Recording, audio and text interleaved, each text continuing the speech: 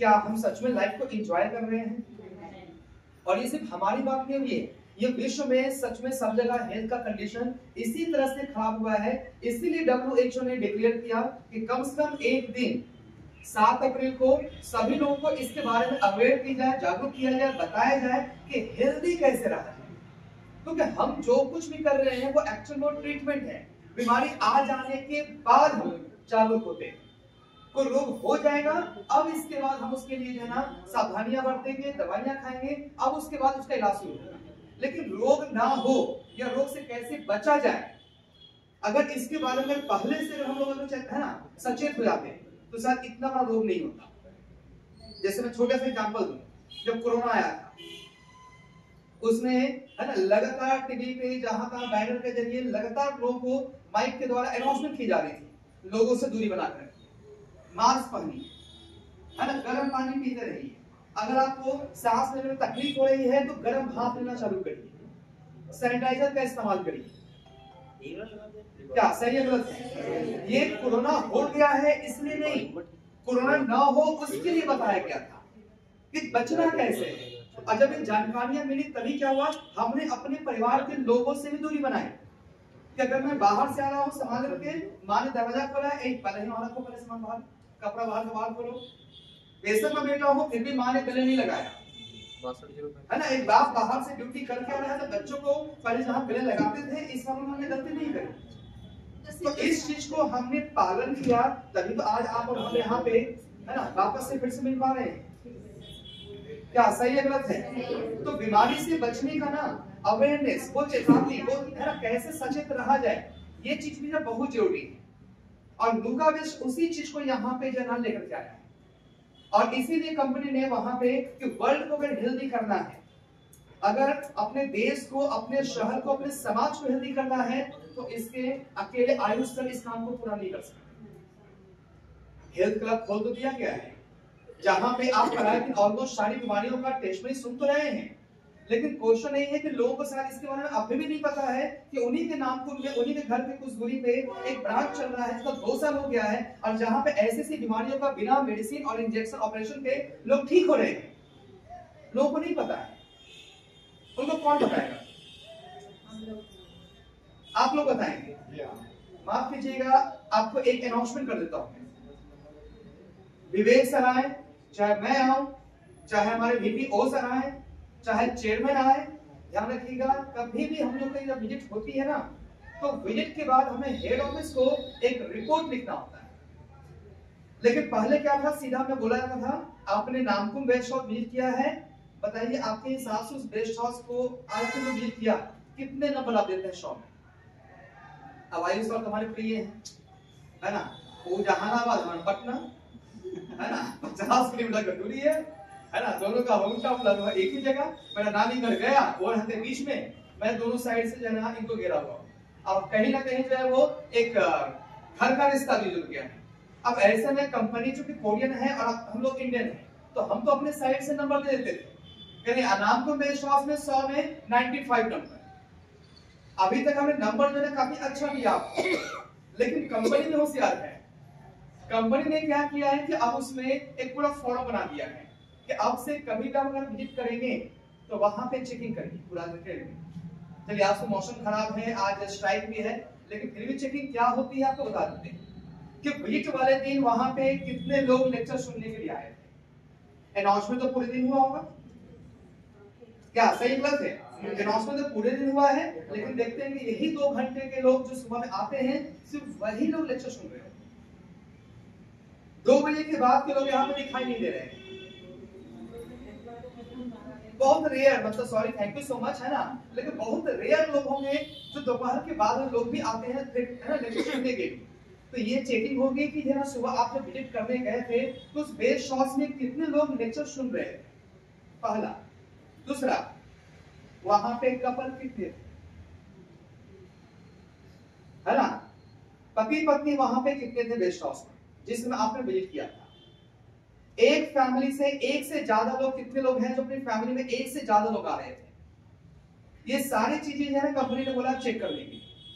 Best house में अगर 3P कर रहे हैं तो सबके पास चादर की सेट है या नहीं है, या बिना चादर के रंगीन कपड़ों में जो है, रंगीन चादर में जो है थेरेपी कर रहे हैं, जेल सही से इस्तेमाल कर रहे हैं कि नहीं कर रहे हैं, मतलब मशीन का प्रोडक्ट का सही तरह से इस्तेमाल हो रहा है नहीं हो रहा है, तो वहां पे जैसे गाइडलाइंस दी जा रही है वहां के लोग उसे फॉलो कर रहे हैं कि नहीं कर रहे हैं, ये सारी चीजें डिटेल में चेक हो रही है।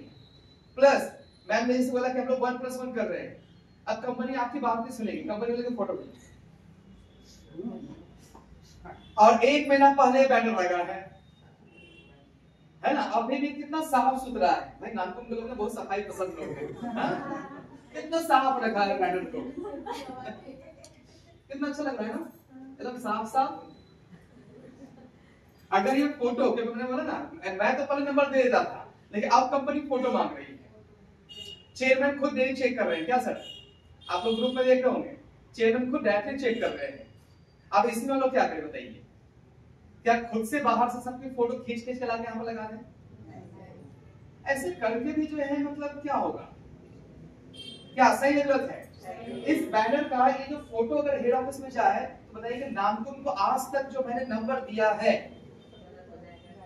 अगर मैं फिर से वो नंबर दे दूं 1995 नंबर, तो क्या सच में चेयरमैन मेरी बात पर विश्वास करेंगे? या वो खुद अगर यहाँ पे अगर ओ सर आए चाहे चेयरमैन आए, जैसे ही वो बैनर देखेंगे तो सीधा समझ जाए कि अमित सर ने जो है यहाँ पे ना हमने चीटिंग करी, वेस्ट हाउस का सही उन्होंने रिपोर्ट नहीं भेजा है, सही है गलत है? जबकि बैनर में देखा है ना, एक बहुत बड़ा एक स्ट्रॉन्ग मैसेज लेकर के आया था कि क्यों ना अपने समाज को, अपने घर को, अपने शहर को हेल्दी किया जाए। अभी हेल्दी करने का world health day WHO announcement तो कर दिया है, लेकिन हमारे देश में इसके बारे में कोई बातचीत नहीं हो रही है। हम हेल्दी कैसे होंगे? हम दूसरों का नहीं तो कम से अपनी फैमिली का तो कम से कम हम जो है जिम्मेवारी उठाएं। हाँ बेसिक आप जो कई बार बोलते हैं, जब हमसे पूछते हैं अच्छा 1+1 आपके साथ क्यों नहीं हो रहा है, आप क्यों नहीं लोगों को लेके आ पा रहे? तो सर जिसको समझाते हैं ना वही हमको समझाने में करता है। लोगों को समझाते हैं, लोग क्या बोलते हैं अच्छा वहां पे थेरेपी कर जाते हैं, जब तक थेरेपी करिएगा ठीक रहिएगा, छोड़िएगा देखिएगा फिर से हो जाएगा। हीट लेते हैं, अरे ज्यादा गर्मी मत लीजिए, इम्यूनिटी कमजोर हो जाएगा, ब्लड सूख जाएगा, क्या सही है गलत है? अच्छा सबसे पहले ना एक क्वेश्चन पूछ रहा हूं, ये जो पहली बात जो बोली गई कि जब तक आप लुब्राविश में थेरेपी कर रहे हैं तब तक ठीक रहेंगे, जैसा ही आप थेरेपी करना बंद कर देंगे वो तो फिर से हो जाएगा, ये जो बात बोली गई है क्या लगता है, क्या सच में ऐसा होता है या नहीं होता है?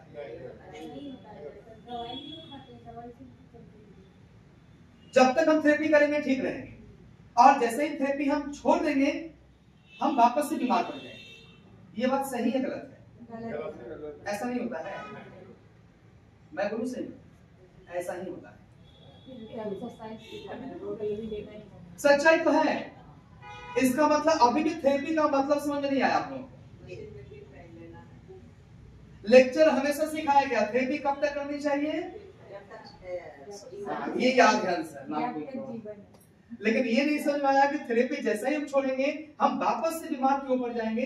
हाँ बेशक वो बात जो बोली गई बाहर में वो एक तरह से भड़काने के लिए बोला गया है ना, आपको उकसाने के लिए बोला गया ताकि आप जो है ना अच्छा फिर से बीमार पड़ जाएंगे, ओके डन हम जाएंगे, हम नहीं जाएंगे। ये बात वैसे भड़काने के लिए बोली गई है, लेकिन अगर विज्ञान की दृष्टि से देखा जाए तो बात बिल्कुल 100% सही है कि जब तक आप थेरेपी करेंगे तब तक सही में आप जो है ना स्वस्थ रहेंगे, जैसा ही आप थेरेपी बंद करेंगे फिर से शरीर में बीमारियां आनी शुरू हो जाएंगी। क्यों क्यों?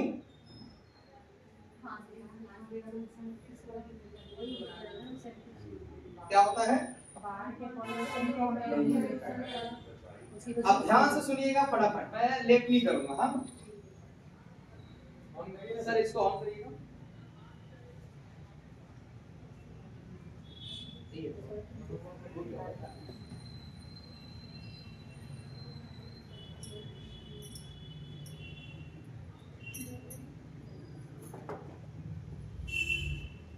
क्यों ये बात जो है ना मैं बोल रहा हूं कि सही है कि जैसा ही आप थेरेपी छोड़ेंगे वैसे ही आपको रोग फिर से हो जाएगा। इसका मतलब होता है थेरेपी को समझ ही नहीं पाए। थेरेपी का मतलब होता है मसाज, शरीर की मैनेजमेंट, देख रेख। और आप यहाँ पे आने से पहले आप जो करा रहे थे वो था ट्रीटमेंट। मैं जब भी आता हूँ हमेशा लेक्चर में बोलता हूँ ये ट्रीटमेंट नहीं है। यहाँ किसी का शुगर का इलाज नहीं हो रहा है, यहाँ किसी का माइग्रेन का इलाज नहीं हो रहा है, यहाँ किसी रोग का इलाज नहीं हो रहा है। इलाज तो वो था जो आप यहाँ आने के पहले करा रहे थे। उस बीमारी के लिए आप मेडिसिन खा रहे थे, इंजेक्शन ले रहे थे, या फिर डॉक्टर ने ऑपरेशन कर दिया आपका। इलाज तो वो था।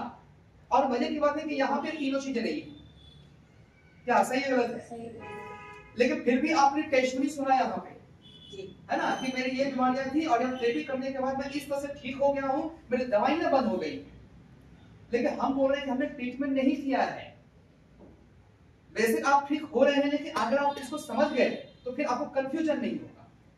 ये ट्रीटमेंट नहीं है, ये वास्तव में मैनेजमेंट है। शरीर की आप मैनेजमेंट करते हैं, शरीर के अंगों का आप देख रेख कर रहे हैं थेरेपी के माध्यम से। जैसे आप ब्रश करते हैं, आपके दांत भी क्या है, आपके अंग है ना, कि दांत रहेगा तभी आप भोजन को आप चबा पाएंगे। इसलिए आप क्या करते हैं, डेली ब्रश करते हैं। अच्छा, ब्रश आप क्यों करते हैं? दांतों में कीड़े लग गए हैं इसलिए ब्रश कर रहे हैं, कि ब्रश करते रहेंगे तो कीड़े नहीं लगेंगे इसलिए कर रहे हैं? क्लियर हुआ? हम ब्रश करते रहेंगे तो हमारे दांत कमजोर नहीं होंगे, दांतों में कीड़े नहीं लगेंगे, मुंह से बदबू नहीं आएगी। लेकिन ऐसा नहीं होता कि हाँ ये मुंह से बहुत स्मेल आ रहा है ब्रश करो, दांत में कीड़े लग गए चलो ब्रश करो, कि 15 दिन हो जाएगा, 20 दिन हो जाएगा तो उसके बाद हम इन्हें ब्रश कर लेंगे। ऐसा नहीं है।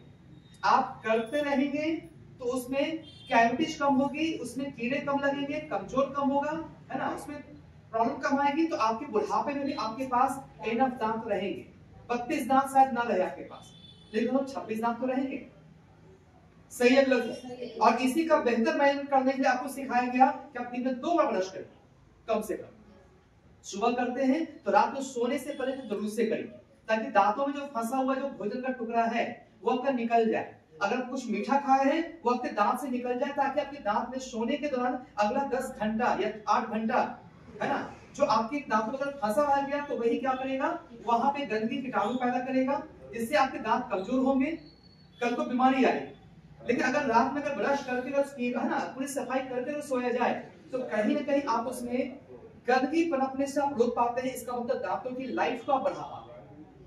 सही है गलत है? आप डेली नहाते हैं, क्यों? स्किन में एलर्जी हो गया है इसलिए नहा रहे हैं, या नहाते रहेंगे तो स्किन में एलर्जी नहीं होगी इसलिए नहा रहे हैं? क्या हो रहा है? अगर आप डेली नहाते रहेंगे, डेली अगर आपका शरीर साफ रहेगा तो आपको कहीं पर खुजली नहीं होगी, आपका इचिंग नहीं होगा, आपकी त्वचा जो है बिल्कुल साफ सुथरे रहेंगे। सही है गलत? हम पहले से ये काम इसलिए कर रहे हैं क्योंकि पता है कि शरीर में दांतों में गंदगी पैदा हुई है, क्योंकि उसको हमने इस्तेमाल किया है। उसी तरह से भीतर में भी है कि भीतर में तो सारे अंगों का इस्तेमाल हुआ है। आप थेरेपी के माध्यम से उसको आपने ठीक तो कर लिया, लेकिन जैसा ही आप थेरेपी करना बंद करेंगे, लेकिन इस्तेमाल तो आप कर रहे होंगे उसको, तो वापस से उसमें रोग फिर से पनप सकता है, नहीं पनप सकता है? हाँ, सेम रोग होगा इसकी कोई गारंटी नहीं है, लेकिन कोई दूसरा रोग में तो हो सकता है। सही है गलत? तो इसको कैसे समझते हैं? इसको यहां से, अगर आपको हेल्दी रहना है, ध्यान सुनिएगा, बहुत लंबा लेक्चर नहीं करूंगा, तो ध्यान सुनिएगा। अगर आप हेल्दी रहना चाहते हैं तो शरीर में 2 चीजें आपकी बिल्कुल ठीक होनी चाहिए। पहला है ब्लड सर्कुलेशन। ये तो आपको समझ में आएगा, है ना, कि आपके शरीर में पूरा जीवन खून दौड़ना चाहिए, आपके सारे अंगों में खून पहुंचना चाहिए, लगातार ब्लड सर्कुलेशन होनी चाहिए। ये स्वस्थ होने की पहली डिमांड है, पहली शर्त है। लेकिन दूसरा क्या है? Nervous system. आपके शरीर का नर्वस सिस्टम आपका सही होना चाहिए। अब ये क्या है भाई? नर्वस सिस्टम, नसें नहीं होती है। नर्वस सिस्टम का मतलब होता है कि ब्रेन ने ही आपकी बॉडी का ब्लड सर्कुलेशन करवाया है, तो ब्रेन ही आपके नर्वस सिस्टम के माध्यम से, ये पूरा नर्वस सिस्टम फैला हुआ है। नसें वो है जिसके अंदर ब्लड दौड़ रहा है। ब्लड सर्कुलेशन के साथ साथ नर्वस सिस्टम होता है। जैसे आपके मोबाइल में आपने बैटरी चार्ज किया हुआ है, आपके मोबाइल में आपने टॉप अप रिचार्ज भी किया हुआ है, लेकिन फिर भी जब मैं कॉल कर रहा हूं ना, आपकी फोन नहीं लग रही। क्या प्रॉब्लम है? फिर नेटवर्क का इशू है ना। ये जो नेटवर्क है वही है आपकी बॉडी का नर्वस सिस्टम। कि आप कल रात में सो रहे थे, आपको यहाँ पे एक मच्छर बैठ के काट रहा था और आपने नींद में ही जो है दूसरे हाथ से उसको मारा और खिलाना शुरू कर दिया। ये कैसे काट लिया है? नर्वस सिस्टम के माध्यम से। कि जब एक मच्छर बैठ के यहाँ पे काट रहा था तो ये जैसा ही ये सिग्नल मेरे नर्वस सिस्टम के माध्यम से मेरे ब्रेन को पहुंचा, मेरे ब्रेन ने दूसरे हाथ को मैसेज दिया तो वहां पे मच्छर बैठा हुआ उसको मारो और खुलाओ। वहां पे क्या मैंने देख के मारा? लेकिन बिना देखे भी मेरा हाथ बिल्कुल ठीक सही जगह पे लगा है। सही है गलत? जब मैं सुबह उठा तो बहुत तेज मुझको टॉयलेट लगा हुआ था, लेकिन निकल नहीं गया। तो नींद के दौरान जैसे ही मैं ब्लैडर में है ना यूरिन जैसे जमा हुआ तो जैसे एक प्रकार का दर्द जो वहां पे जो पैदा होगी, जैसा ही मैं ब्रेन को वो सिग्नल मिला, ब्रेन ने वापस से मेरे ऑर्गन्स को है ना मैसेज भेजा कि अभी पकड़ कर रखो, अमित सर सो रहे हैं, उठेंगे तब निकालेंगे उसको। क्लियर हुआ? नींद में भी इसको हम जो पकड़ कर रखे हुए हैं किसके माध्यम से? नर्वस सिस्टम के माध्यम से। ये नर्वस सिस्टम आपका सही तरह से काम करना चाहिए। ये नर्वस सिस्टम जब काम नहीं करता है तभी आता है पैरालिसिस, लकवा। कि एक तरफ लकवा मार दिया, इसका मतलब भोजन कर रहे हैं, ब्लड सर्कुलेशन तो हो रहा है, इस हाथ में ब्लड जा रहा है, काटेंगे तो ब्लड निकलेगा, ब्लड सर्कुलेशन से वहां पे सब कुछ पहुंच तो रहा है, लेकिन ब्रेन का एक साइड में ना सिग्नल जा रहा है ना ब्रेन का सिग्नल आ रहा है। इसका मतलब उनका नर्वस सिस्टम डैमेज हो गया है। अगर नर्वस सिस्टम डैमेज हो जाए तो आप आंखों की पलकों को भी झपका नहीं सकते। जो आंखें आप झपक रहे हैं ना, ये नर्वस सिस्टम के माध्यम से झपक रहे हैं। आपके शरीर में नर्वस सिस्टम का हेल्दी होना बहुत जरूरी है। आपके प्रत्येक ऑर्गन्स के पास ब्रेन का सिग्नल पहुंचना बहुत जरूरी है। अगर ये दो चीजें आपकी सही रहेंगी तभी जाकर के आप स्वस्थ जीवन को आप एंजॉय कर पाएंगे। सही है गलत? अब ये चीजें पहुंचती कैसे? बोलते हैं इंसान को जिंदा रहने के लिए दो चीजें अनिवार्य है। पहला तो ऑक्सीजन है ना, सांस लेना बहुत जरूरी है। अगर हम सांस ना लें हम जिंदा नहीं रह पाएंगे। और दूसरा है न्यूट्रिशन, मतलब भोजन, खान पान। अगर यहाँ पे अगर भोजन ना जाए तो शरीर को चलाने के लिए ऊर्जा चाहिए, एनर्जी चाहिए, और इसी के लिए हम क्या करते हैं, 24 घंटे सांस ले रहे हैं ऑक्सीजन के लिए, और दिन में 2 से 3 बार खाना खा रहे हैं उस एनर्जी के लिए। इसको कब तक खाना है? जब तक हम जीवित हैं, क्योंकि हमको पूरा जीवन को एनर्जी चाहिए होगा, है ना, और वो एनर्जी हमें मिलेगा भोजन से और पानी से। सही है गलत? तो ये जो हमने ऑक्सीजन सांस लिया वो तो फेफड़ा में चला गया। ये जो हमने भोजन किया वो अंदर भोजन गया, मेरे शरीर ने उसको जलाया, पचाया, पेट में चला गया, उस भोजन में से उस पोषक तत्व को जो हमारे शरीर ने निकाल दिया, गंदगी को बाहर कर दिया। लेकिन वो जो एनर्जी थी, जो पोषक तत्व था, वो पूरे शरीर में पहुंचा कैसे? किसने पहुंचा? ये जो मैंने है ना, जो मैंने हवा सांस ली उसको पूरे शरीर में सारे अंगों तक किसने पहुंचा है? यही चीज जो है आपको समझ में अगर आ गया तो आपको थेरेपी क्यों करना चाहिए आपको समझना है। क्यों इस थेरेपी को रोकने के बाद फिर से रोग हो सकता है, ये कॉन्सेप्ट आपको समझ में आ जाएगा। इसको इससे समझिए कैसे शरीर में सभी जगह पे आपका ऑक्सीजन पहुंचता है। मैंने हवा सांस ली, इस हवा में ऑक्सीजन के अलावा बाकी भी गैस होंगे, है ना। मैंने जैसे ही हवा सांस लिया तो मेरा हवा कहाँ गया है? मेरे लंग्स।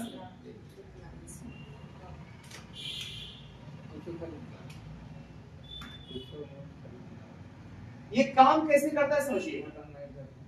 आपका जो लंग्स है ये एक्चुअल में एक मशीन है जो करता क्या है कि आपने जो भी हवा सांस ली है, जैसा ही वो आपके यहाँ पे फेफड़ा पहुंचता है तो आपका फेफड़ा क्या करता है, उसमें जो ऑक्सीजन है उस ऑक्सीजन को आपके फेफड़ा में जो ब्लड होगा क्या करता है, उसको पैक कर देता है। ये ऑक्सीजन है, ब्लड ने इसको पैक कर दिया, इस ऑक्सीजन को पैक कर दिया,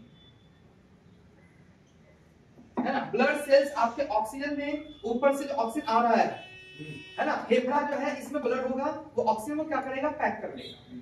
और यहां से हार्ट का कनेक्शन है लंग से, हार्ट क्या करता है, उस ब्लड को खींचता है।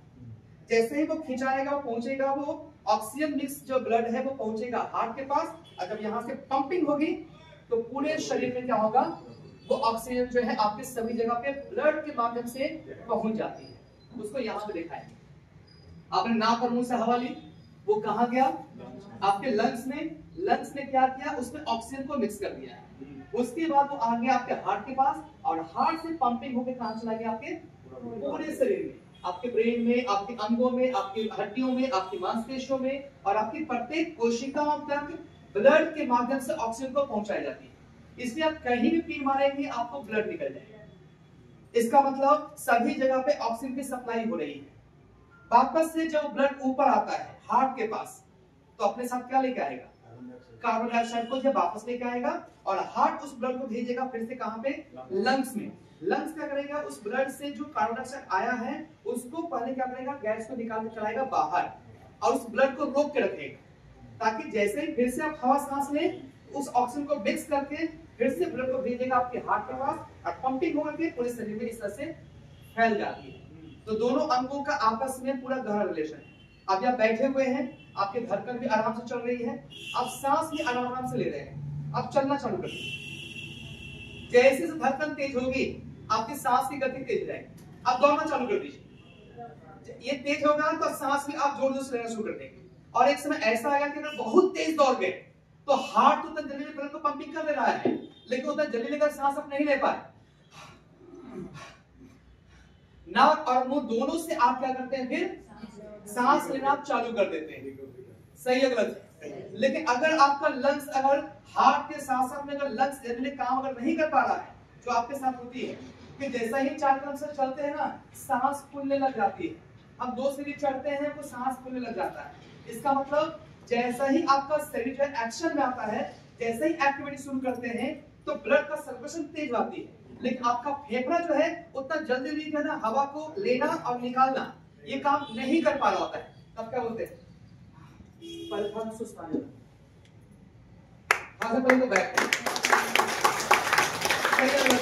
लेकिन बच्चे आपको जो मिल रही है वो फटाफट भागे जा रहे हैं। और आप भी पहले एक दिन ऐसा था कि आप भी बहुत तेज दौड़ते थे। कब? जब आपका फेफड़े की मसल स्ट्रॉन्ग थी। लेकिन आज फेफड़ा आपका कमजोर होने लग गया है। 4 कदम चलते रहिए कि सांस आपकी फूलने लग जाती है, थोड़ा सा काम किया नहीं कि सांस फूलने लग जाता है। और यही रोग लेकर के आप आए थे दुर्गावेश में।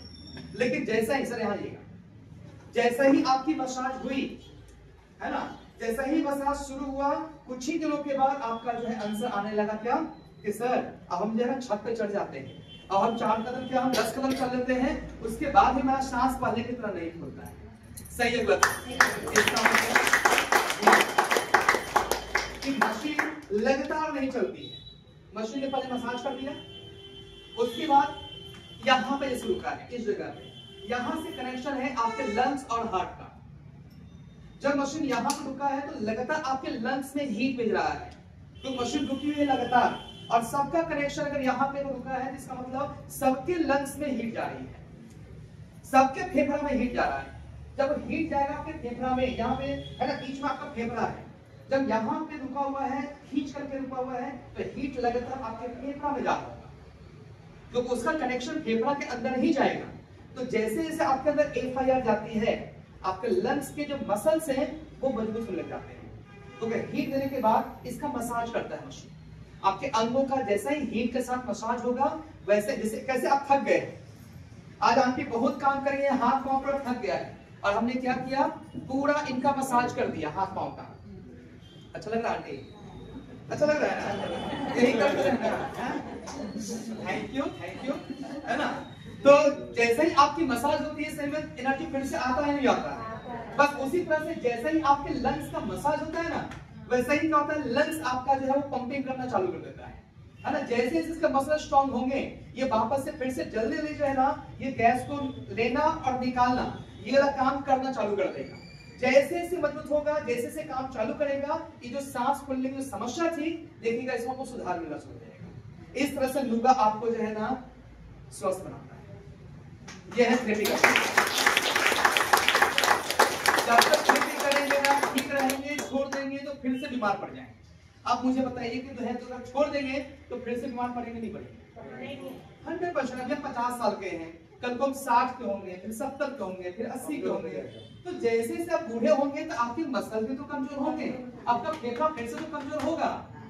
सही है गलत है? लेकिन आप मसाज करते रहते हैं, इसका मतलब जो बुढ़ापा आपका तेजी से आ रहा है, इस बुढ़ापे को कुछ देर के लिए क्या करता है, ये रोकता है, इसको डिले कराता है, ताकि आप बुढ़ापे तक भी जो है ना कम से कम अपने पैरों पर चल सके। इतना आपका फेफड़ा मजबूत हो कि एकदम तुरंत आपका सांस फूलने लग जाए। सही है गलत? हमारे घर में बहुत सारे ऐसे लोग हैं जो उनको याद नहीं है कि छत पे वो कब चढ़े। छत पे चढ़ना उतरना उन्होंने बंद कर दिया, क्यों? सांस फूल दिया। तो कौन चढ़ेगा छत पे? पड़ोसी। किसके लिए बनाते हैं?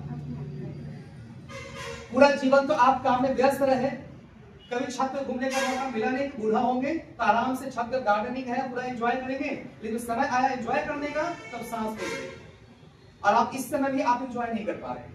सही है गलत? तो इसी के लिए थेरेपी करवाएंगे। थैंक यू सर, बैठिएगा यही रहिएगा, है ना? कि जैसे ही आप ऑक्सीजन लेते हैं वो इस माध्यम से क्या होता है आपके पूरे अंगों में पहुंचता है। अब भोजन कैसे पहुंचता है? आपने खाना खाया है ना, आपने दांतों से उसको चबाया है, वो भोजन कहां पे पहुंचा है? आपके स्टमक में। ये मैंने पहले भी सर बताया था।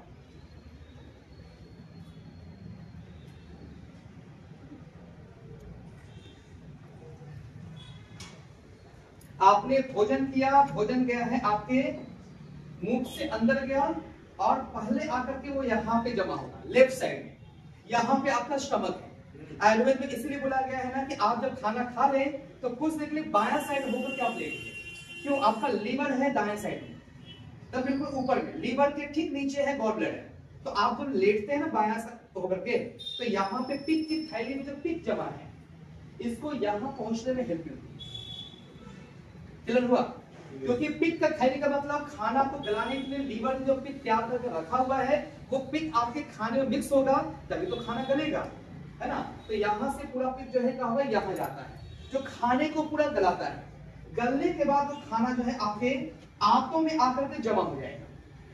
ऊपर इन चारों ने मिलकर भोजन को गला दिया, लीवर ने, स्टमक ने, गॉलब्लैडर ने, पैंक्रियाज ने, है ना? आपने जो भी कुछ खाया, पूरी सब्जी, उसमें नमक भी है, सॉल्ट है ना, उसमें चीनी भी है, इन सब चीज को उसने पूरा गला दिया है। गलने के बाद वो कहां पे आ गया है? आपके इंटेस्टाइन, आपकी आंतों में। आंतों का काम क्या होता है? इसकी लंबाई होती है लगभग 7 मीटर, लगभग 7 मीटर आपकी आंतों की लंबाई है। अब इसमें क्या होता है कि पाइप में जाकर आपके इधर जब खाना क्रॉस करेगा तो पाइप की जो दीवारें हैं उस गले हुए खाने में जो पोषक तत्व तो समाया हुआ था, तो उसको शरीर को सिर्फ पोषक तत्व चाहिए, उसको भोजन नहीं चाहिए, उसको सिर्फ चाहिए पोषक तत्व, है ना? उसमें जो विटामिन है, प्रोटीन है, कैल्शियम है, आपने जो सॉल्ट खाया, जो शुगर है, जो ऑयल है, उसका काम है अपने काम की सारी चीजों को सोखते रहना, और धीरे खाना जो आगे बढ़ते रहेगा, और लगातार आंतों की दीवारें आपके भोजन में से पोषक तत्वों को क्या करती है, सोखते रहती है। और ऐसे करते करते क्या होगा, भोजन से पूरा का पूरा काम का चीज निकल जाएगा, और जब आगे बढ़ेगा बड़ी आंत में तो वो पहुंचेगा लैट्रिन, जिसको शरीर क्या करेगा, बाहर करेगा। क्लियर? अब यहाँ पे क्या होता है कि आपके शरीर का जो आंत है इसका सबका कनेक्शन कहाँ से है? ये सब कनेक्शन आपका जुड़ रहा है कहाँ पे? लीवर में।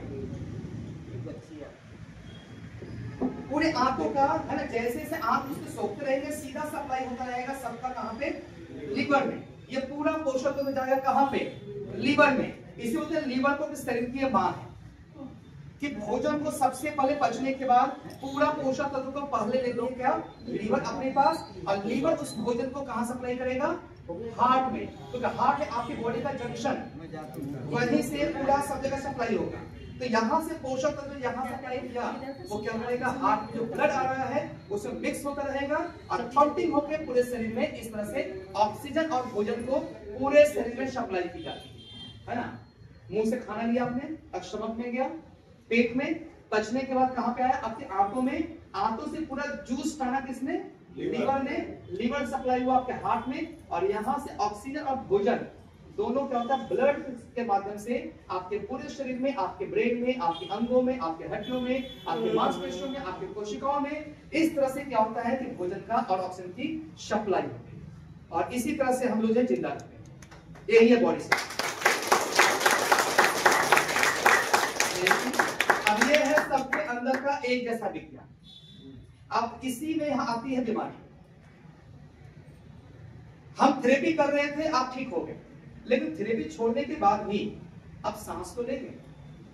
जिंदा रहने के लिए दो चीज जरूरी है, सांस लेना और भोजन करना। हम थेरेपी बंद कर देंगे लेकिन सांस तो हम लगातार लेंगे। ये बताइए कि अभी शहर का जो हवा है वो क्या लगता है, सच में बहुत साफ है? प्रदूषण कम है ज्यादा है? आगे क्या लगता है, बढ़ेगा कमेगा? और बढ़ेगा। तो ये लगातार जो गैस अंदर जाएगा, जो प्रदूषण अंदर जाएगा, वो जाकर के मेरे लंग्स को, मेरे हार्ट को, और यहाँ से वो गंदगी जो है मेरे पूरे शरीर में पहुंचेगी नहीं पहुंचेगी। आप फिर भी कर है ना, आप ठीक हो गए, आप फिर भी छोड़ दे, लेकिन ये जो अफवाह जो फैलाई गई, जो हमको जो भड़काया गया कि जब तक फिर भी करेंगे ना ठीक रहेंगे, छोड़ देंगे फिर से बीमार पड़ जाएंगे, मैं फिर करूँ, वहां पे उकसाने के ख्याल से बोला गया है। लेकिन विज्ञान की दृष्टि से देखा जाए तो बात बिल्कुल सही है कि हम इसका जैसा ही पेट छोड़ देंगे, लेकिन सांस तो हम लेंगे। अभी 4 महीना पहले दिल्ली का पूरा न्यूज पॉपुलर हुआ था, याद है ना? प्रदूषण 470-75 पार था सभी जगह का, जबकि बोलता है कि 200 से ऊपर अगर हवा का प्रदूषण बढ़ जाए तो समझिए कि वो जहरीली हो गई, वो सांस लेने लायक नहीं है। और वहां तो 470 से ऊपर पाएगा पूरे दिल्ली का। अब जो लोग जो पूरा दम भरते हैं, कह रहे हमको कुछ नहीं करना, फिर भी मैं योगा करता हूं। अरे भैया ठीक है, योगा करते हैं करिए, लेकिन सांस तो लेते हैं। हाँ, दिल्ली में जो बच्चा आज जो पैदा हुआ होगा, वो भी तो उसी पल से सांस लेना शुरू कर देगा, वो भी तो उस प्रदूषण को सांस ले रहा है। उसके फेफड़ा में अगर इतनी गंदगी जा रही है, तो एक सामान्य एक इंसान के मुकाबले जो बच्चे के अंदर इतना गंदगी जा रहा हो, उसका फेफड़ा जल्दी खराब होगा नहीं होगा। कॉन्सेप्ट समझिएगा। रोग कहां से आ रही है? हमेशा, क्योंकि यहीं से आप भोजन जा रहा है, यहीं से हवा जा रही है, यहीं से रुक जाएगा, यहीं से कोरोना वायरस जाता है। इसलिए आपको जो है ना, यहाँ पे बोला गया था इसको कवर करिए, नाक और मुंह को ढकिए, है ना, अगर हो सके तो फेस शील्ड पहनिए और लोगों से डिस्टेंस बनाइए, क्योंकि वहीं से अंदर घुसेगा। आपको हाथ में ग्लव्स पहनने के लिए नहीं बोला गया, आपको पाँव में मोजा पहनने नहीं बोला गया था, लेकिन यहाँ पे बोला गया था कि यहाँ पे मोजा पहनिए, इसको कवर करिए, इसको। सही या गलत है? लेकिन भोजन और हवा तो यहीं से जाएगी, है ना, हम इसी हवा में तो सांस लेंगे। आपका रांची हो सकता है कि पॉल्यूशन कम हो, लेकिन आपका बच्चा दिल्ली पढ़ाई करने चला गया, तो हवा में सांस तो नहीं लेगा क्या? सही गलत है? आप भी तो कभी घूमने जाएंगे, आप भी तो सांस लेंगे उस प्रदूषित हवा में, तो वहां से गंदगी आती है और आपको बीमार करती है, पहला। दूसरा, आप जो भोजन कर रहे हैं एनर्जी के लिए, न्यूज ने डिक्लेयर कर दिया है कि इंडिया जो है वो केमिकल लाइफ में जी रहा है ना, हम लोग केमिकल लाइफ में जी रहे हैं। अभी भोजन में केमिकल बहुत ज्यादा मिक्स हो चुका है, ये प्राय आप न्यूज में देखते हैं। अभी गर्मी में तरबूज पूरा मार्केट में आ गया, अभी से है ना, फरवरी से तरबूज आ गया है, फरवरी में ही आ गया था, और वो तरबूज बिल्कुल लाल और बिल्कुल मीठे मिलेंगे आपको, है ना, चावल के दाने ना बिल्कुल तुम चमकते हैं। तो ये जो भी चीज आप खा रहे हैं, दूध, दही, घी, है ना, बटर, पनीर, सब्जियां, तेल, ये सब आ गए हैं केमिकल लाइफ में। ये तो जैसे मशीन है, आप जो इसको डालेंगे उसको गला करके क्या करेगा, पचाने के बाद ये पूरा टानेगा। अगर उसमें केमिकल खाया आपने तो आपका शरीर क्या करेगा, केमिकल ही तो है टानेगा, और उसके बाद ब्लड में मिक्स करके क्या करेगा, पूरे ब्लड लाइन में उसको भेज देगा। तो इस तरह से क्या होती है, आपके नसों के अंदर जाके गंदगी जो है जमा होती है। सही गलत? जैसे आपको सिखाते हैं मोटापा कैसे होता है, आपने आपके खाने में ऑयल कम ज्यादा है, अभी लास्ट वीक तो बहुत ऑयल खाए आप लोगों ने, पूरा तेल में जब पूरा पका है मैडम, है ना, पूरियां तली गई है, सब्जी बना है, मटन बना है, और मटन और चिकन में जब तक ऑयल नहीं दिखे ना, तब तक बोलते कि भाई बढ़िया खाना नहीं बना है। सही है गलत है? हम लोग सब्जी का ना शकल देख के बताते हैं कि सब्जी कैसी बनी हो। अगर पूरा तेल मसाला दिख रहा है, इसका मतलब वाह आज खाना लगता है पूरा टेस्टी बन रहा है। क्या सही है गलत है? लेकिन सारा चीज तो आपने खा लिया, जैसे ही आप खाते हैं तो पचने के बाद सबसे पहले एनर्जी को किसने टाना है, आपके पेट में, आंतों में। तो आपके फूड में अगर तेल ज्यादा है तो आपकी आंतें वहां पर तेल को तो सोखेंगी। सही है गलत है? इसे सबसे पहले चर्बी कहां जमा होगा, आपके आंतों पे, आपके पेट में, इसलिए सबसे पहले पेट निकलता है। सही है गलत है? उसके बाद इस सारा का सारा सप्लाई कहां हुआ था, लीवर में। तो अगर आपने तेल बहुत ज्यादा खाया है तो आपका लीवर उस तेल को तो खींचेगा। सही गलत है? और वही जो है ना तेल आपके लीवर पे जाकर चिपकता है, जो होता है बाद में फैटी लीवर, और यहां से तेल सप्लाई हो रहा है कहां पे, हार्ट में। तो यहां से तेल गया यहां, यहां से तेल गया यहां, सिर्फ अच्छी चीजें नहीं जा रही है। आपने अगर तेल ज्यादा खाया है तो तेल भी इसी तरह से जो है ना सभी जगह पहुंचेगा। और अगर हार्ट में जाकर तेल अगर चिपक रहा है, वहां पे गंदगी जमा हो रही है, तो फिर क्या होने का खतरा बढ़ जाएगा, क्लियर हुआ? हार्ट अटैक होने का खतरा वहां पे बढ़ जाता है। अब अगर वो तेल आपके ब्लड लाइन में मिक्स होकर पूरा ब्लड में अगर फैल गया तो बाद में वही ब्लड टेस्ट होकर क्या निकलता है, कोलेस्ट्रॉल बढ़ गया है। सही है गलत है? इस तरह से आपको दुनिया भर के रोग आते हैं और फिर आप रोग के बदले में क्या करते हैं, परहेज करो, दवाइयां खाते हो, लेकिन जिंदगी का लाइफ स्टाइल जो है बस सही है गलत है? बस इसी तरह से रोग बना है। ब्लॉकेज कैसे आ रहे हैं, फटाफट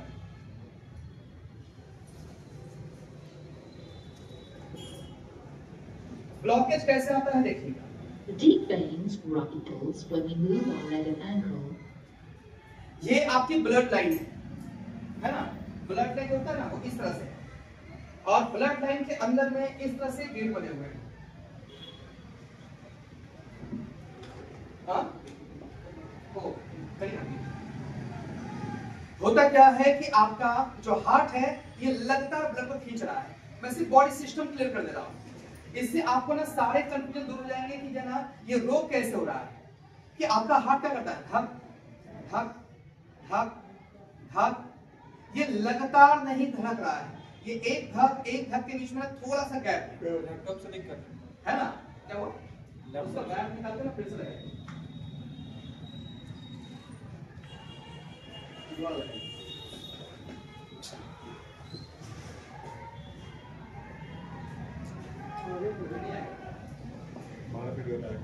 उधर ध्यान मत दीजिए, समझे? उसमें होता क्या है, अगर नहीं लगेगा तो आपको सिखा दूंगा कि होता क्या है कि आपका हार्ट जब ब्लड को खींचता है ना, तो ब्लड लाइन में जो साइड की मांसपेशियां हैं, जैसे आपका हार्ट खींचता है तो मांसपेशियां ऐसे दबती है तो खून की नली दबती है और ब्लड आपका ऊपर की तरफ बढ़ता है। तो जैसे ही ये दबेगा ब्लड आपका ऊपर चढ़ेगा, तो ये क्या होता है, खुल जाता है, खुलता है ब्लड ऊपर चला गया। जैसा ही ये फर्स्ट के लिए आपको हार्ट में गैप दिया तो फैलेगा और ये गेट क्या होगा, बंद हो जाएगा। बंद होने से क्या होता है कि ब्लड उसी लाइन से रिटर्न नहीं जाती है, ब्लड ऊपर चढ़ेगा लेकिन आपकी ब्लड लाइन से उसी ब्लड लाइन से ब्लड वापस रिटर्न नहीं जाता है। तो इस तरह से ना, जैसे यहाँ का ब्लड इसको यहाँ कराना है, एक और में नहीं आएगा, यहाँ से यहाँ आएगा, यहाँ से यहाँ आएगा, यहाँ से यहाँ, यहाँ से यहाँ, ऐसे करते करते ब्लड आपका ऊपर पहुंचता है। क्लियर? ब्लड इस तरह से ऊपर पहुंच रही है। अब उसमें होता क्या है,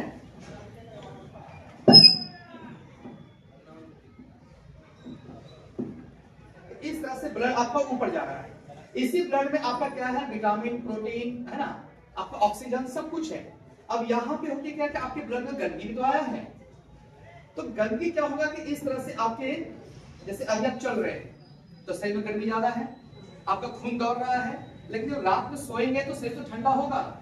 जब ठंडा होगा तो लगातार ठंडा होते क्या होता है, ब्लड में जो गंदगी है वो आपकी नसों की दीवारों पे इस तरह से चिपकना शुरू करता है ना, गंदगी आपकी चिपक रही है।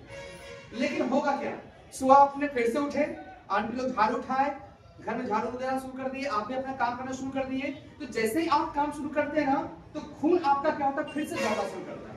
तो दौड़ना शुरू करता है तो कई बार क्या होता है ना कि जो छोटे छोटे ब्लॉकेज है वो क्या होगा, जैसे ही आप दौड़ ना काम करना शुरू करें, खून दौड़ेगा तो बहुत सारा ब्लॉकेज क्या होता है आपका फिर खुल जाता है।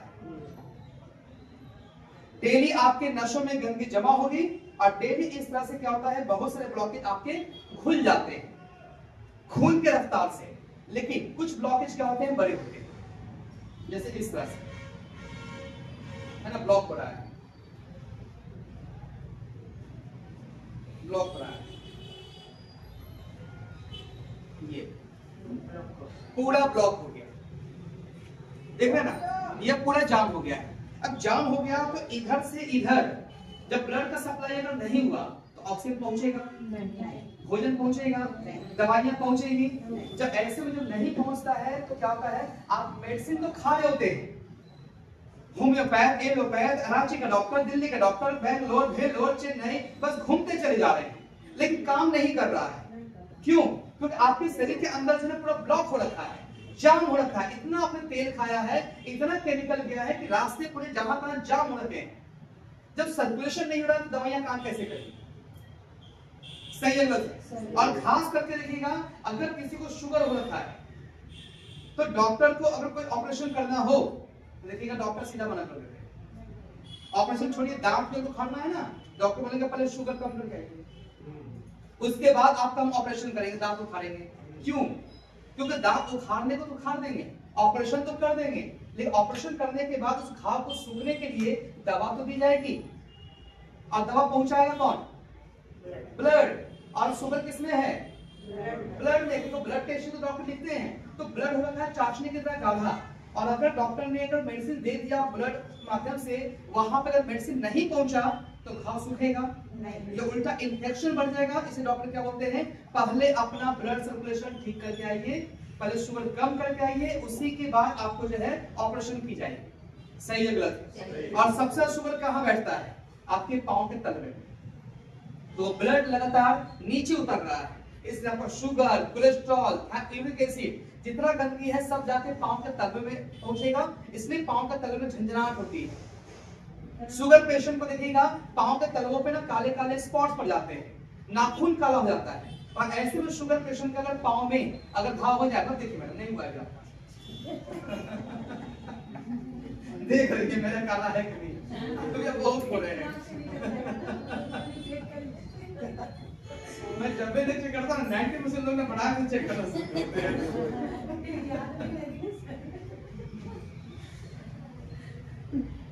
इसलिए क्या होता है ना कि अगर पांव के तलवे में शुगर पेशेंट का अगर घाव हो जाए तो डॉक्टर क्या करते हैं ना कि लगातार इंजेक्शन दिए जा रहे हैं।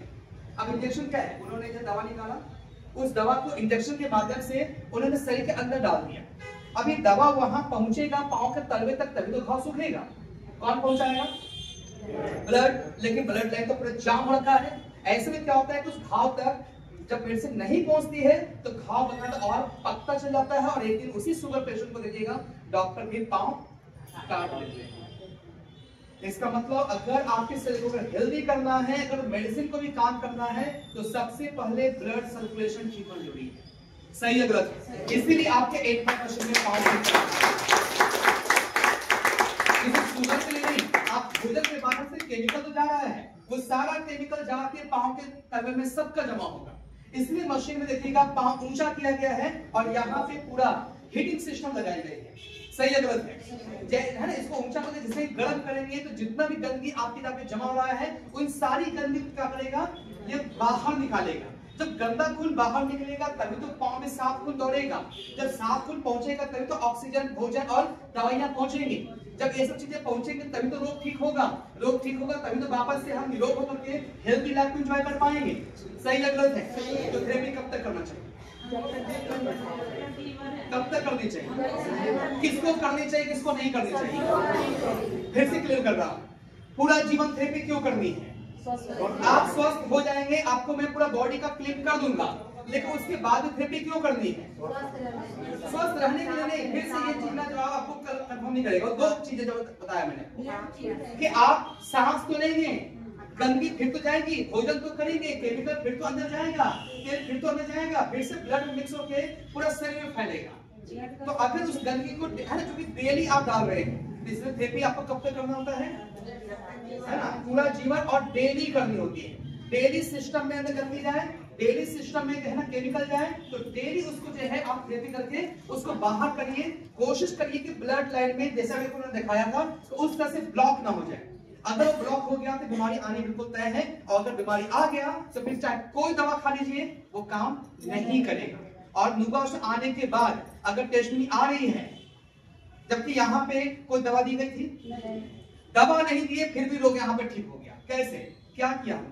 बस वही तो है ना, हीट दे के मसाज करके सारी गंदगियों को आपके टॉयलेट से, लैट्रिन से, पसीने से, धूप से जो रास्ता मिला वहां से गंदगियों को हमने बाहर निकाला है।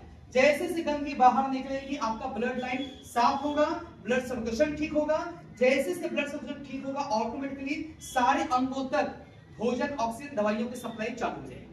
अब अगर वो सप्लाई चालू है, अगर उसको वोल्टेज पूरा मिल रहा है ना, इस पंखे को पूरा वोल्टेज दे दीजिए, ये बदले में आपको भरपूर हवा देगा। वोल्टेज सप्लाई कम कर दीजिए, हवा कम आएगी। जैसे ही इसको भोजन मिलेगा, वापस से एनर्जी मिलेगा, पूरे वोल्टेज के साथ, पूरे पावर के साथ आपका ऑर्गन जो है फंक्शन शुरू कर देता है। और जैसे ही ऑर्गन पूरा पावर से फंक्शन शुरू करेगा, उसको बाहर से दवाइयों को सपोर्ट नहीं चाहिए और आपका बीमारी ठीक हो चुका है। परहेज छोड़िए और होली हो, दिवाली हो, ईद हो, बकरीद हो, जो त्योहार आए खुल के खाइए क्योंकि आपका अगले काम कर दूसरा क्वेश्चन था कि बच्चों को थेरेपी क्यों करनी चाहिए? सबको थेरेपी करनी चाहिए, इसका मतलब है ना, सबको थेरेपी होनी चाहिए। क्यों? उसका जवाब यही है कि बच्चे तो सांस ले रहे हैं, जो भोजन आपने किया है वही भोजन बच्चा भी तो करेगा, वही तेल, वही दूध, वही केमिकल तो उनके अंदर भी जा रहे हैं। इसका मतलब उनके भी ब्लड लाइन में गंदगी जमा होगी और उनको भी रोग आएगा। सही है गलत है? ब्लॉकेज होंगे, हार्ट अटैक आएंगे। इसलिए सर एक यहां आइए जल्दी से, लेक्चर का लास्ट पार्ट। इसीलिए जो है ना मशीन, यहाँ मशीन जो है ना आपके पूरे शरीर पे जो मसाज कर रहा है, तो मशीन जब मसाज करता है तो देखिएगा लगातार जो मैंने बोला हर एक जगह पर रुकता है। रुकने का मतलब ये मशीन कर क्या रही है, यहाँ पे रुका हार्ट के पास, तो इसका मतलब आप सबके हार्ट में हीट भेज रहा है। आपने जो भी ऑयल खाया जीवन में, अभी लास्ट सप्ताह यहाँ पे ढेर सारा ऑयल खाया है, क्या आपकी चेकिंग हुई कि हार्ट में कितना जो ब्लॉकेज हुआ? तेल बहुत ज्यादा खाए हैं, एक सप्ताह का तेल एक दिन में खाया आपने, है ना? अभी रमजान चल रहा है मुस्लिम लोगों का, 3 महीने का तेल जो है 1 महीना में खाएंगे वो, तो डेली सामने पर फ्राई होगा। सही गलत है? तो ऐसे में क्या होता है कि आप जो देख नहीं रहे हो अंदर में ऑयल लेकर चिपक रहा है, तो जैसे ही मशीन यहाँ रोकेगी आप सबके हार्ट में वो हीट भेजेगा और हार्ट को गर्म करके वहां जो तेल है, जो गंदगी है, उसको वहां से निकालता है। अगर ये निकल रहा है तो हार्ट अटैक होने के चांसेस कम हो रहे हैं। सही गलत है? मशीन पास से नीचे गया, यहाँ पे लंग्स की थेरेपी हो रही है, मशीन नीचे गया गॉल ब्लैडर की थेरेपी हो रही है, और नीचे आया लीवर की जांच हो रही है। आपके लीवर में कहीं फैट तो नहीं जम रहा है ना? जब लीवर की है आपके मसाज होती है तभी आप बोलते हैं थेरेपी के बाद बाप रे बहुत पेट दुख रहा है, जल्दी कर दो। सही है गलत है? इसका मतलब है कि लीवर को इसने चार्ज कर दिया है। थोड़ा सा और नीचे गया, यहाँ पे आपके स्टमक की थेरेपी हो रही है, मतलब अगर किसी को गैस की समस्या है, इंडाइजेशन है, अल्सर की बीमारी है, आपके स्टमक की थेरेपी चालू हो चुकी है। आपके स्टमक में हीट जा रहा है, अगर अल्सर का घाव हो रहा है, बोलते पेट का घाव, अगर वो घाव हो रहे हैं, ये एफआईआर है, ये जाएगा, ये जम्स मारेगा, है ना? उसका थोड़ा सा नीचे गया, यहाँ पे थेरेपी आपके शुगर पॉइंट की, पैनक्रियाज का। शुगर है नहीं है इससे इसका मतलब नहीं है कि आपने सर को क्या बताया नहीं बताया। जब ये मशीन यहाँ चलेगा तो लगातार आपके शुगर का जो पॉइंट है, जो पैनक्रियाज है, लगातार उसको भी हीट भेजेगा, उसको और चार्ज करेगा। अगर वो हेल्दी है, चार्ज है, लगातार वो इंसुलिन बना रहा है, आप बिंदास रहिए, आपको शुगर टच नहीं करेगा, है ना? इस तरह से जो खानदानी बीमारी आ रही है, आप इस थेरेपी के माध्यम से आप उसको भी हमेशा के लिए बंद कर सकते हैं। ये है मशीन। यहाँ पे कनेक्शन स्प्लीन, स्प्लीन होता है जो आपके लिए WBC तैयार करता है, व्हाइट ब्लड सेल, जो आपको सब समय बैक्टीरिया और वायरस से बचाता है ना? मच्छर ने काट लिया, उस मच्छर में कौन सा वायरस था नहीं पता, उसने तो आपके ब्लड लाइन तक अपना सिरिंज घुसाया होगा, भाई उसको तो खून पीना है, वो बैठा है तो पूरा निकल जो है वो घुसाता रहता है ब्लड लाइन तक और वहां से ब्लड खींचता रहेगा, है ना जी? तो आपके उसमें शुगर में जो वायरस है उसको तो ब्लड लाइन में जो है फैला दिया, लेकिन आपके ब्लड में लगातार WBC है। जैसा ही कोई बैक्टीरिया वायरस होता है फटाफट उसको क्या करेगा, मारना चालू कर देगा। लेकिन अगर वायरस स्ट्रांग है और आपका WBC कमजोर है तो क्या होता है, वही बीमारी बन के बाद फैलता है, बुखार लगती है, डॉक्टर दवा दे रहे होते हैं, अगर दवा से जब बात नहीं बनती है डॉक्टर के ब्लड टेस्ट, जाकर ब्लड टेस्ट करवा लेगा, टेस्ट आया ओ डेंगू आ गया, मलेरिया आ गया, चिकनगुनिया आ गया, क्लियर हुआ?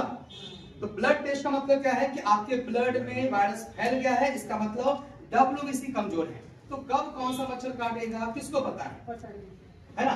इसलिए हम कोशिश क्या करें, अपने WBC को स्ट्रॉन्ग रखें। कब कौन सा है ना बैक्टीरिया वायरस अंदर जाएगा हमें नहीं पता है, इसलिए जब मशीन यहाँ पे रुक रही है, यहाँ पे आपका स्प्लीन की थेरेपी होती है जो आपके लिए WBC तैयार करता है, जो आपकी बॉडी का सोल्जर है। उसके बाद नीचे गया किडनी, आपकी किडनी का मसल कमजोर हो रहा है या किडनी आपके उसमें स्टोन हो रही है या फिर किसी का किडनी का डायलिसिस चल रहा है, यहाँ पे कनेक्शन है किडनी का। उसके बाद नीचे गया किडनी का जो पाइप है उसकी थेरेपी होगी, उसके नीचे आपकी छोटियां जिसमें होगा कि खाने जाकर के है ना जो खाने में से जूस को टालता है उसकी थेरेपी यहाँ हो रही है। उसके बाद नीचे गया लार्ज इंटेस्टाइन, बड़ी आंत, बनी आंत का मतलब उस पर चला गया है। आप भोजन खाएंगे, आप पानी पिएंगे, दोनों पहले पचेगा, पचने के बाद पहुंचेगा बनी आंत। बनी आंत क्या करता है कि लैट्रिन और पानी को अलग करता है और यूरिन को भेज देगा आपके यूरिन के रास्ते में और लैट्रिन को भेज देगा आपके मल द्वार की तरफ। अगर वहां पे अगर इसने बहुत ज्यादा अगर इसने सोख लिया तो भयंकर कॉन्स्टिपेशन हो जाएगी आपको। जो बहुत लोग सुनते हो 3-3 दिन 4 दिन लैट्रिन नहीं हो रहा है, इसका मतलब लार्ज इंटेस्टाइन जो है ना हद से ज्यादा जो है वो वाटर जो अब्सॉर्ब कर रही है। अगर ये कमजोर हो गया, नहीं कर पा रहा है, तो लैट्रिन और पानी एक साथ बाहर आने जाएगा, that is called loose motion, diarrhoea हो गया, है ना, क्योंकि लैट्रिन के साथ पानी आ रही है। जिस दिन आपको लूज मोशन होगा ना, आपको नाभि के आसपास लगेगा कि मुझे कमजोरी लग रहा है, यहाँ पे दर्द हो रही है, क्योंकि यहीं से वो पाइप क्रॉस करता है। तो आपका हमेशा वो चीज हेल्दी होनी चाहिए और उसकी थेरेपी यहाँ पे हो रही है। उसके नीचे अपेंडिक्स और उसके बाद यहाँ पे जो मशीन चलेगा ये करता है आप दोनों के जेंट्स और लेडीज के इंटरनल ऑर्गन्स की थेरेपी, जिसको बोलने में थोड़ा सा परहेज करते हैं, का संकोच करते हैं, है ना, खुल के। लेकिन मैं बोल रहा हूँ कि मैं लेक्चर करने आया हूँ। जिन महिलाओं को पीरियड्स का इशू है, मैं बार लेक्चर करता हूँ इसलिए रिपीट कर रहा हूँ, कुछ लोग नए लोग हैं। जिन लड़कियों को पीरियड्स का इशू है, बच्चा कंसीव नहीं हो रहा है, बच्चा नहीं आ रहा है या फिर बार मिसकैरेज हो रहे हैं, जिन महिलाओं का बच्चेदानी में गांठ हो गया है, ट्यूमर हो गए हैं या फिर बच्चेदानी बाहर आ गई, इस तरह के जो भी इंटरनल इश्यूज है ना, उसके लिए पॉइंट है आपके कमर के ऊपर यहाँ पे। और यही से कनेक्शन है जेंट्स का भी, कि अगर कोई लड़की मां नहीं बन रही है तो सब समय लड़के का इशू नहीं, लड़की का नहीं, लड़के का इशू भी हो सकता है, तो उनका भी यहीं पे पॉइंट है ना। जब यहां से वो हीट जाती है तो ऑर्गन्स में हीट पहुंचता है, यहीं से हाइड्रोसिल और प्रोस्टेट ग्लैंड का भी कनेक्शन है। तो जिन पुरुषों को इससे रिलेटेड कोई रोग है तो यहीं पे आप थेरेपी करते हैं। और आप महिलाएं पहले यहीं पे बोरसी का सेक लेते थे, सही गलत है? आप कमर पे बोरसी का सेक लिए हैं, तभी आपके बच्चों तक ब्लड का सप्लाई पूरा अच्छे से हुआ, क्योंकि यहां से कनेक्शन है बच्चेदानी का, उसमें ब्लड का सप्लाई अगर पूरा अच्छे से हुआ तो ऑक्सीजन अच्छे से पहुंचा, भोजन अच्छे से पहुंचा, तो मां जो खा रही थी बच्चे के पास अच्छे से पहुंचने की वजह से बच्चे का वजन 4 किलो 4.5 किलो 5 किलो के बच्चे पैदा हुए। लेकिन आज क्या हो रहा है कि ये चीज यहाँ पे प्रॉब्लम आने की वजह से माँ तो खा रही 9 महीने, सेहत उनका तो आ गया, लेकिन बच्चे तक ब्लड का सर्कुलेशन ना होने की वजह से बच्चे का विकास नहीं हुआ। और जब बच्चा पैदा हुआ 1.5 किलो 2 किलो 2.25 किलो 2.5 किलो कम वजन वाले बच्चे पैदा हो रहे हैं, एबनॉर्मल बच्चे ज्यादा पैदा हो रहे हैं, क्योंकि ऑक्सीजन की सप्लाई कम हो रही है ना। तो इसके लिए थेरेपी आपके यहाँ करवा रहे हैं कि बच्चा आ जाने के बाद थेरेपी आप नहीं कर सकते, इससे पहले से आप थेरेपी करते रहते हैं कि अगर ये थेरेपी कर रहे हैं, अगर इस जगह तक ब्लड का सर्कुलेशन चालू है तो आगे शादी के बाद भी आपको समस्या नहीं आएगी। उसके बाद आपका हिप बोन और लास्ट में है टेल बोन, सॉरी यही से कनेक्शन है आपके पांव का, नीचे में घुटने का दर्द हो रहा है, आपके एडी में प्रॉब्लम है, आपके तलवे में प्रॉब्लम है, आपका पांव ठंडा रहता है ना, इस तरह का जो भी लोअर लेग्स की जो प्रॉब्लम है, आप नीचे नहीं बैठ पाते हैं, वो साइड का नर्व यहीं से निकला है। तो जैसे ही हम यहाँ से प्रेशर रिलीज कर देंगे, आप वापस से बाथरूम में नीचे बैठ पाएंगे। अभी तो बाथरूम बैठ भी जाते हैं ना तो पैर धर लेता है, पकड़ लेता है, आपको उठना पड़ जाता है, क्यों? क्योंकि यहाँ से नस दब रही है। जब तक यहाँ से नस पे से आप प्रेशर को रिलीज नहीं करेंगे तब तक आप खुलकर नीचे आप पाँव मोड़ के आप नहीं बैठ पाएंगे, है ना। पूजा और नमाज में लोग नीचे नहीं बैठ पा रहे हैं, कुर्सी में बैठ के पूजा नमाज कर रहे हैं। तो ये डॉक्टर ने जो बोल दिया नीचे नहीं बैठना है, कोमोड में बैठिए, कुर्सी बैठ के पूजा नमाज करिए, क्यों? क्या सच भगवान ने शरीर को ऐसा बनाया है कि 50-55 साल तक बैठेंगे उसको नहीं बैठ पाएंगे? जस्ट शरीर की मैनेजमेंट आपने सही से नहीं किया है, क्योंकि आप जो गलतियां कर रहे थे तो उस आपको किसी ने बताया नहीं कि कल को इससे ये प्रॉब्लम हो सकती है। इसीलिए योगा ने मशीन बनाया कि मसाज करके अगर इसको ओपन कर दें, ये ब्लड लेने का चालू हो जाए तो पाँव में आपको क्रैम्प नहीं आएगा, पाँव आप पूरा मोड़ पाएंगे, आप आराम से पालती मार के नीचे भी आप बैठ पाएंगे, आपको पूजा नमाज आप नीचे बैठ के कर सकते हैं।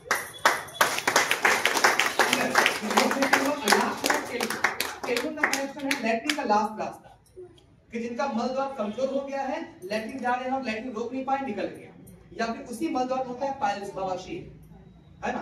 तो आप बताएं या ना बताएं, जब मशीन यहाँ पे चल रहा है पूरा, तो आपके हर एक ऑर्गन्स पे जो रुक रहा है, रुकने का मतलब हर एक ऑर्गन्स की मेरा ब्लॉकेज को वो ओपन करने की कोशिश कर रहे हैं, है ना, कि उसको लगातार हीट दिया और हीट देने बाद को मसाज कर दिया। मसाज से नसों की मसाज हुई तो ब्लड का सर्कुलेशन चालू हो गया, और मसाज करने से क्या है आपके अंगों की मसाज भी होगी। जैसे ही आपके अंगों का मसाज होगा, ब्लड सर्कुलेशन चालू होगा, देखिएगा ऑटोमेटिकली पूरा का पूरा ऑर्गन्स जैसे जैसे थेरेपी होगा वैसे वैसे देखिएगा वो हेल्दी होते चला जाएगा। जितना ज्यादा वो हेल्दी होगा उतना ही ज्यादा अच्छे सर्विस आपको वो रिटर्न में देगा, और जितना अच्छा सर्विस वो देगा उतना ही हाई क्वालिटी का लाइफ आप इंजॉय कर पाएंगे। आज के बाद जो रिवर्स था है ना, कि जब तक आप जा रहे हैं ठीक रहेंगे, छोड़ देंगे फिर से हो जाएगा, तो अब घबराना नहीं है, आपको समझना है। बोलिएगा हाँ आपको पता है, लेकिन क्यों होता है आपको हम बताते बैठे, उनको पूरा जो है ना ज्ञान दे देना है, सही है गलत है। और आज के बाद किसी को आप ही 1+1 करते हैं तो उनको भी आप जरूर से समझाएं कि भाई हवा तो हम लेंगे, भोजन तो करेंगे, बस सिंपल 2 लाइन समझाइएगा, हवा लेंगे, भोजन करेंगे, ये सब ब्लड के माध्यम से पहुंचता है। क्योंकि गंदगी लगातार जा रही है, ये ब्लड में गंदगी मिक्स होगा, ब्लड लाइन आपका ब्लॉक होगा, तो वहां से रोग आना शुरू होगा, और इसलिए दवाइयां काम नहीं कर रही। नुका ने मसाज करके, हीट दे करके गंदगी को बाहर निकाल दिया, लाइन खुल गई, इसलिए बिना दवा का यहाँ पे आप ठीक हो जाते हैं। तो हम ट्रीटमेंट नहीं करते, हम मसाज करते हैं, और इस मसाज को आप हमेशा कर सकते हैं। मेडिसिन आपको खाना हो, सर दर्द है, आप मेडिसिन खाइए, आराम मिल जाएगा। लेकिन अगर मैं हेड का मसाज कर दूं, आराम मिलेगा नहीं मिलेगा, और ज्यादा आराम मिल जाएगा। अगर मैं पहले से मसाज करता हूं, आप पहले से दवा खा सकते हैं नहीं, लेकिन अगर मैं डेली मसाज करता रहूं तो शायद उतना माइग्रेन का दर्द होगा भी नहीं, सही है गलत है। उसी तरह से शरीर का भी है कि अगर आप मसाज करते रहेंगे तो आपके अंदर गंदगी जमा नहीं होगी, आप उतना ही ज्यादा आप हेल्दी लाइफ को एंजॉय करेंगे। लास्ट एक वीडियो, ये एकदम छोटा सा है।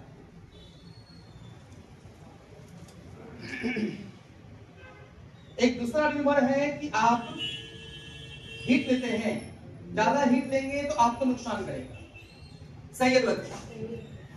2017 की बात, मेरा आसनसोल में बेस्ट हाउस है, मेरे बेस्ट हाउस में एक मुस्लिम दीदी आई, उनको ब्रेन ट्यूमर था, और लगातार फाइकोल और मशीन इस्तेमाल करते करते उनका ट्यूमर पूरी तरह से ठीक हो चुका है बिना ऑपरेशन से। अगर नेक्स्ट टाइम आएंगे तो उनकी हिस्ट्री आपको शेयर करेंगे। तो उनके घर में पिछले 7-8 साल से प्रोडक्ट इस्तेमाल हो रहा है। अभी कुछ दिन पहले की बात है, आपकी तरफ वो भी आते थे बेस्ट हाउस में, लेक्चर ध्यान से सुनते थे। कई बार लोग बोलते हैं ना वहां बहुत टाइम लगता है,